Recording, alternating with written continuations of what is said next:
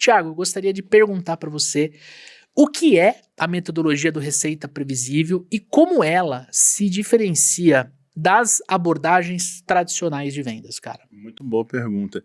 A pergunta tem tudo a ver com você que ouviu a introdução do podcast, então se você não ouviu a introdução do podcast, eu vou recomendar você voltar e ouvir, porque ela vai ter alguns conceitos que batem muito com os meninos falaram. Primeira coisa, no programa de aceleração de supervendedores, a gente fala de processos, pessoas e tecnologia. Foi isso que o Dani falou muito bem no pitch dele. E quando a gente falou da galera votar, a gente falou do compromisso. As pessoas terem compromisso com aquilo que elas estão fazendo. Então, Receita Previsível é uma metodologia que vai te ajudar a encontrar o seu nicho de mercado, ou seja, aquele mercado que você soa mais legal e mais lucrativo, porque não adianta vender também para um cliente que não está tão interessado no seu negócio, depois a gente vai falar de alguns pontos sobre isso. Especializar seu time. Eu sou uma empresa muito pequena, eu posso especializar no meu próprio tempo. Quando eu assumi a sociedade com o Aero, em algum momento eu era o meu próprio SDR, então segunda e terça eu era SDR, quarta e quinta eu era o meu próprio closer, e sexta eu era o meu CS, então especialização de tempo, né? E extrair o máximo da tecnologia, né? A Plumes, inclusive, é uma ferramenta que a gente tem muito contato, a gente usa em várias consultorias, e que ajuda a gente a integrar esses processos melhor. Só que o que acontece? No mundo real, a gente tem um desafio que é fazer com que as pessoas façam aquilo que tem que ser feito. Seja porque elas muitas vezes não sabem, ou porque não querem, ou porque não tem tempo para ter atenção para aquilo. Então, quantos playbooks de vendas são feitos que não são usados, quantas tecnologias de vendas são maravilhosas e não extraem valor, as pessoas não extraem valor suficiente, e quantas vezes a gente põe a culpa no outbound, no inbound, porque não funcionou. Tudo isso é o que a Receita Previsível vai resolver, porque ela é uma metodologia democrática. Se você é uma pequena empresa ou uma multinacional, você consegue colocar isso para rodar. Eu achei interessante o que ele falou, né? Você não precisa ser uma grande empresa para você usar o método, né? Exato. E é um método que ele é muito democrático porque ele tem fundamentos. Dominar o nicho, especialização de um time de vendas, ter processos claros, né? Eu tenho que ter processos binários para pessoas diferentes. Então eu posso ter 2 para vendedores, um cara que é muito bom de LinkedIn, outro cara muito bom de ligação. O processo tem que ser binário, tem que ter a mesma regra. Mas será que eu estou extraindo o melhor das pessoas nesse caso? Né? E, por último, né, eu acho que o terceiro ponto é como eu ajudo as pessoas a entender o sucesso daquilo que elas estão fazendo.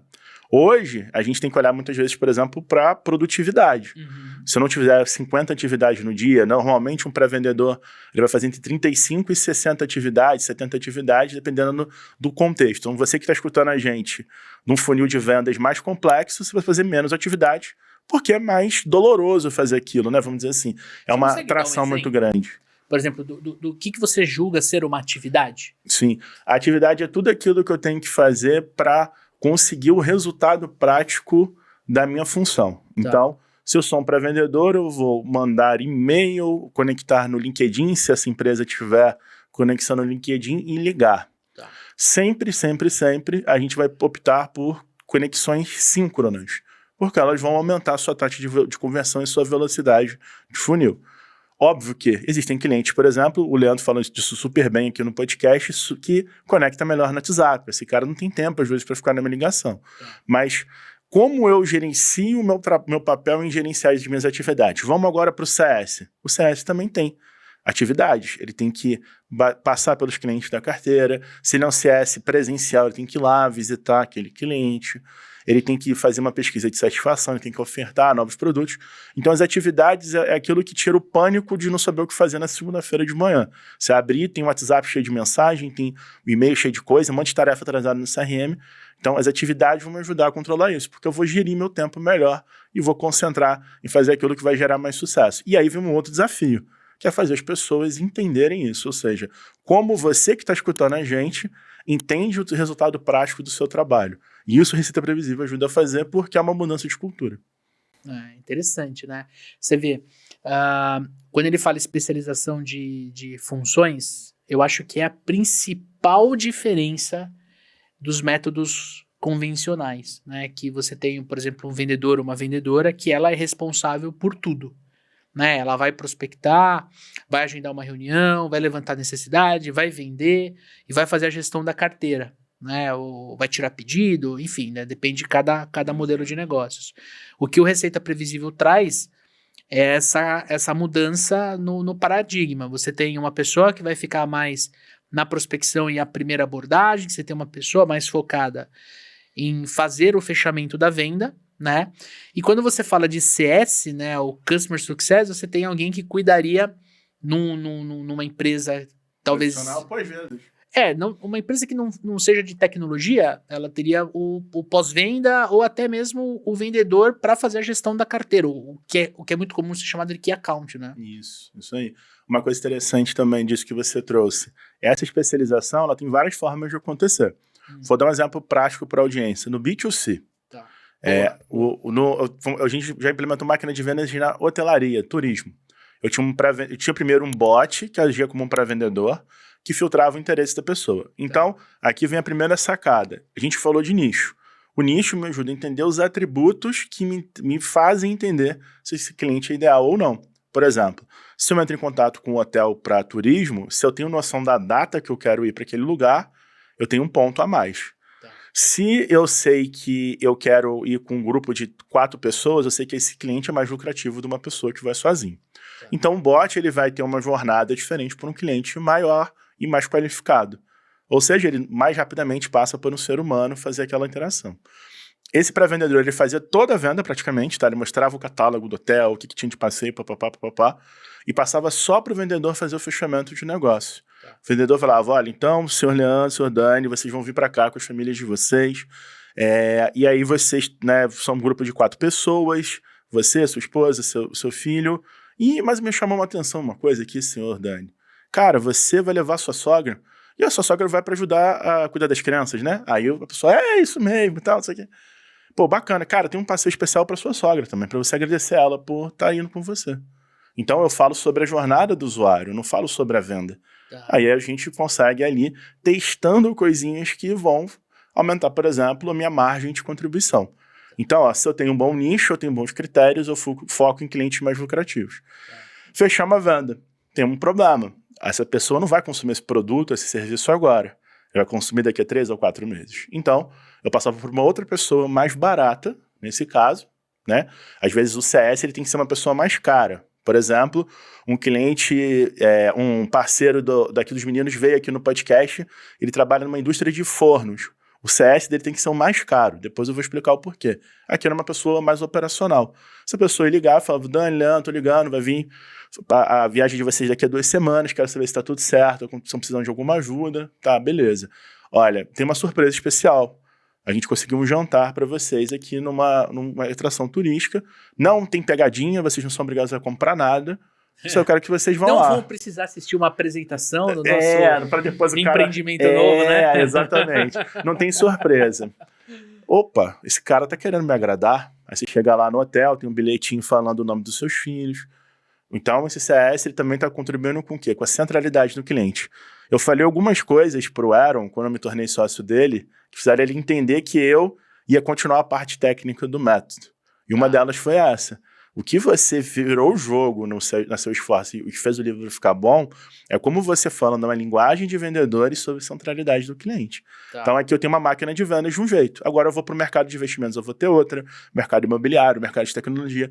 Aí, por isso vai personalizar. Vai personalizar para cada segmento. E tudo está aqui.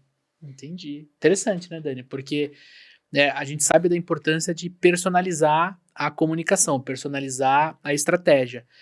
Mas é difícil a gente conseguir ter exemplos que nem o Thiago trouxe de como aplicar isso no dia a dia, né, cara? Com certeza. E como importante ter a pessoa certa no papel certo, né? Às vezes o CS vai ser de um jeito, às vezes vai ser o mais caro da operação, né? Você, às vezes, vai ter 2 SDRs, mas um é bom em uma coisa, outro é bom em outra coisa. É você saber de pessoas além de processo, né? Você falou tudo, matador, a sua visão. Porque esse é o ponto.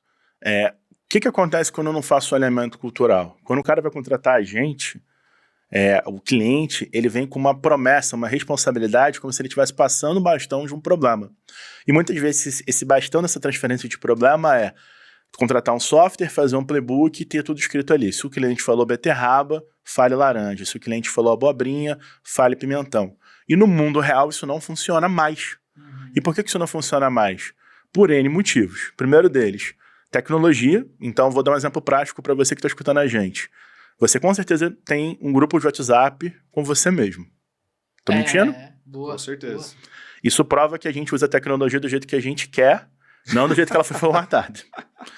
Primeiro ponto. Segundo ponto, a gente estava conversando aqui antes de a gente começar a gravação, falando sobre a relação com a tecnologia e que nos Estados Unidos não se usa o WhatsApp, usa-se SMS. Sim. Eu sou professor de mobile marketing, na FGV eu falo isso, as pessoas torcem o nariz. Mas para cada localidade, no Brasil, a gente tem outros Brasis. Em Manaus eu vou prospectar de um jeito, em Santa Catarina eu vou prospectar de outro jeito totalmente diferente. Então o segundo ponto está relacionado a isso. Para cada tipo de comportamento, eu vou ter canais que podem funcionar melhor ou menos. E o terceiro ponto é que o mundo está cada vez mais imprevisível.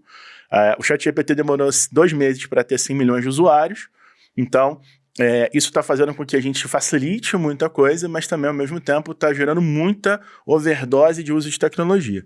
Qual que vai ser a consequência? Você vai ter 2 decisores que estão na mesma rede social, e um é ativo, outro é inativo. A gente aqui na semana de prospecção, a gente vai ver a Nath falando sobre Snóvio, ela vai falar sobre uma das ferramentas novas, que é usar LinkedIn na prospecção. Você vai ter um decisor que ele vai ser ativo no LinkedIn, outro decisor do mesmo nicho que não é ativo no LinkedIn. O que a ferramenta te ajuda a achar aquilo que funciona bem. Então, esse é o plano de fundo do que a gente faz. E aí entra a grande sacada. Se você ler o capítulo 12 do Receita Previsível e você falar que você não tem nenhum dos problemas, realmente o Receita Previsível não vai te ajudar. Mas o capítulo 12, ele fala dos 7 erros fundamentais que seus diretores de vendas têm. E o primeiro é que o Dani foi brilhante, pessoas. No fim do dia, sobre pessoas. Mas o normal é, quando lê o capítulo 2, a pessoa chorar, né? Bingo, tenho, né? Isso é legal, que você falou por quê? O que é o negócio? Qual que é a reflexão? Eu sei aquilo que eu não sei, ou eu preciso descobrir aquilo que eu não sei na minha operação comercial. Verdade. E aí entra a questão cultural. Quando uma pessoa chega para mim na consultoria e fala sobre implementar do jeito que ela quer, é porque ela não precisa de ajuda. Então, quando o cara contrata os supervendedores, que são ninjas maravilhosos, para ir lá e fazer uma coisa que vocês estão fazendo o tempo todo, com vários ambientes diferentes, gravando podcast, olha o nível de experiência que vocês têm. E o cara chega lá, e vai o Dani, vai o Leandro, vamos falar, olha, galera, se você for falar no WhatsApp desse jeito, não vai funcionar, você tem que ir por essa linha, e a pessoa não absorver aquilo e acreditar, não vai funcionar no final do dia. Então, assim, pra quem ouviu o início do episódio, o cara falou de 100 milhões de dólares, do gringo, não sei o quê. Cara, beleza, mas eu sei o que dói pra gente no mundo real. E é isso que dói, é fazer as pessoas acreditarem e viverem o método, viverem os métodos que a gente tá ensinando por aí, né? E faz muito sentido o que você tá falando, cara. Eu acho que mas é americano. Não. Pode ter sido feito por um americano, mas, tá mais de 20 países, não é? Mais de 20 países. Até o japonês, o Aaron já deu palestra. Ainda não em japonês, mas ele falou em inglês lá. Não, mas eu digo assim, são 20 países, são 20 culturas que o Receita Previsível foi sendo adequado. Exato. Né? E é uma curiosidade, né? Um livro que ele vende bem até hoje, né? Essa reedição da Editora Autêntica, ela vende super bem todos os meses. Ele continua vendendo. Porque é uma dor, né? Eu acho que é uma dor. E assim, o amigo ouvinte que de repente deu play nesse episódio e é vendedor, vendedora, né? É legal ter esse conhecimento, porque você pode ser o porta-voz dessa metodologia dentro da sua empresa. Você que é gestor, dono da empresa, é muito interessante entender, né? Avançar, comprar o livro e ler, e entender como traz para dentro do seu negócio. Você consegue aplicar isso de forma muito prático, né? Eu lembro a primeira vez que eu li o livro, eu falei assim, cara, isso aqui e hoje tá muito melhor, né? A nova edição tá muito melhor. E aí, o que você achou deste conteúdo? E se eu te disser que tem muito mais no episódio completo? E para você ouvir ou assistir, tem um link na descrição deste conteúdo para que vai te levar. Se você quiser assistir, aqui no YouTube você vai ver o episódio completo. Se você quiser ouvir, tem no Spotify, no Apple Podcast, no Google Podcast, enfim, no player que você preferir. E se você se interessou em conhecer o programa de aceleração de super vendedores, saiba que tem também um link aqui para você poder conhecer o nosso treinamento, um treinamento em que eu e Daniel Mestre vamos acompanhar você durante 6 meses com 14 encontros online e ao vivo. Vamos te ajudar a desenhar processo de vendas, vamos te entregar técnica de vendas e vamos ajustar o mindset, o comportamento para acelerar os teus resultados.